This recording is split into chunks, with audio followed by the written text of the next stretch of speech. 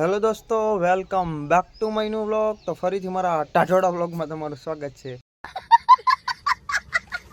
તો શું કહેવાય કે સાંજના 6:45 વાગી જા ને હવે આપણે જવાનું છે આશ્રમમાં. ટાઇટલ થંબનેલ જોઈને તમને ખબર તો પડી જ ગઈ છે ને. શું કહેવાય કે પહેલાં તો ગુડ ઇવનિંગ, જય શ્રી રામ એન્ડ હર હર મહાદેવ. આજ છે સોમવાર, તો સવારમાં તો રેગ્યુલર જવાનું જોઈએ આશ્રમમાં. આરતી કરીને પછી ઘેર આવું રનિંગ બનિંગ કરીને ને અટાણે સાંજની આરતીનો તમને નજારો બતાવો. તો ચલો કન્ટિન્યુ. મિત્રો આવા તમારી ઘેર કેટલાક છે જરાક કમેન્ટ કરજો.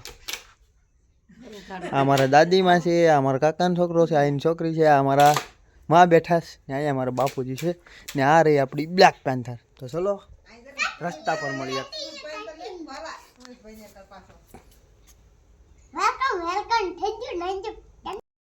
તો મિત્રો મારા વાડીનો કેડો કેટલો અલ્ટ્રા પ્રો મેક્સ છે ને જોઈ લો ખાલી છે ને મિત્રો.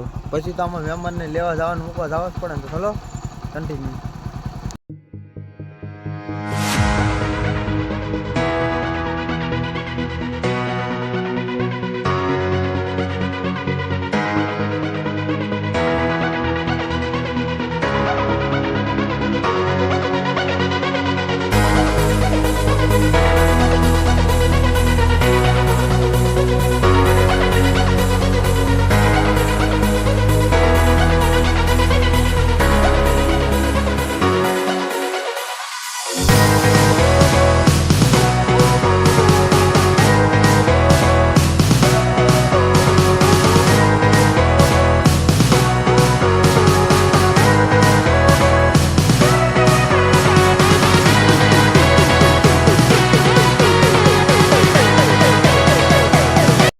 ફાઇનલી મિત્રો આશ્રમમાં પૂગી જા.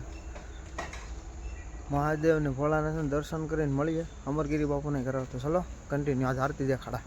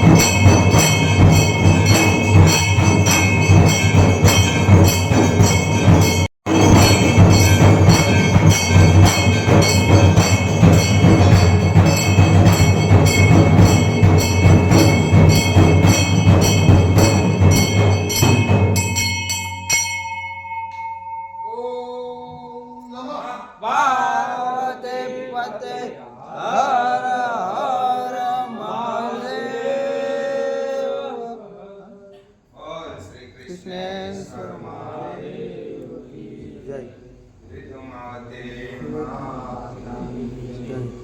શ્રી ભૂતળા દાદાની જય.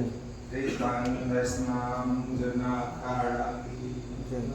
દસનામ વેદ ભગવાન આપના અગ્નિ ગુરુજી મહારાજ સર્વે સંતન ઓમ નમઃ પાર્વતી પતે હર હર મહાદેવ.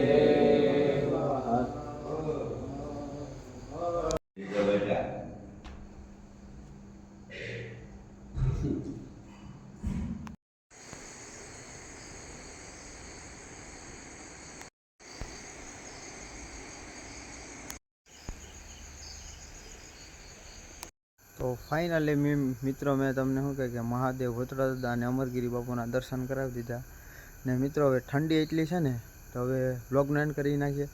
તો કેમ મિત્રો અમરગીરી બાપુ બેઠા એટલે હોલમાં કેમ ટાસણી પડે તો અવાજ આવે ને કેમ છે અમારા ગામના બાપુ. તો ચલો લાઈક કરજો, જય શ્રી રામની કમેન્ટ કરજો અને ચેનલ પર ન હોય તો સબસ્ક્રાઈબ કરજો રહેજો. જય શ્રી રામ, રાધે રાધે, હર હર મહાદેવ. મળીએ એક નવા વ્લોગ સાથે. બાય.